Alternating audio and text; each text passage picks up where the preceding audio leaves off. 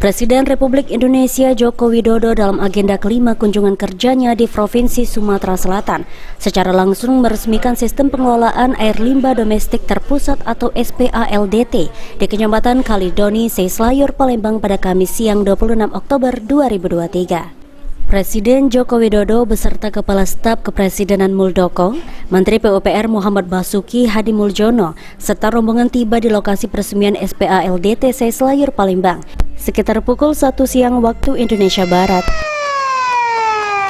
Kami persilahkan selanjutnya berkenan untuk menuju ke tempat penandatanganan prasasti. Izin Pak, HP Pak.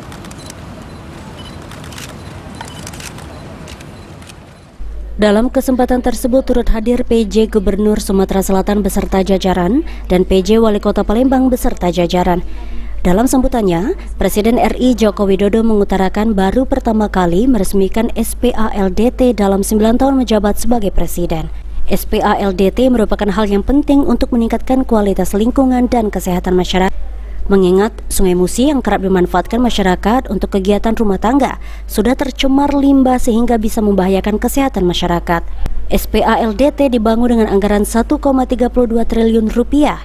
Hasil kerjasama antara pemerintah Australia sebesar 690 miliar rupiah, pemerintah pusat 624 miliar rupiah, dan pemerintah daerah 24 miliar rupiah. Limbah domestik ini sangat penting untuk mengurangi pencemaran di Sungai Musi yang dapat membahayakan kesehatan masyarakat dan menurunkan kualitas lingkungan di Kota Palembang. Karena itu saya menyambut baik pengoperasian sistem pengelolaan air limbah ini yang dibangun dengan anggaran 1,32 triliun rupiah. Ini hasil kerjasama, hasil kolaborasi antara pemerintah Australia yang paling banyak ini 690 miliar rupiah, kemudian pemerintah pusat 624 miliar dan pemerintah daerah 24 miliar.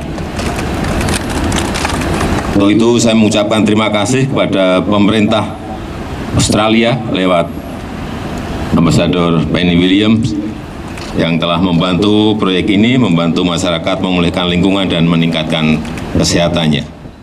Ditambahkan Presiden RI Joko Widodo, SPALDT saat ini baru menjangkau 10% dari penduduk Kota Palembang. Diharapkan bisa terus dilanjutkan sehingga Sungai Musi semakin bersih, indah, masyarakat yang hidup di sekitarnya bisa semakin sehat dan aman beraktivitas.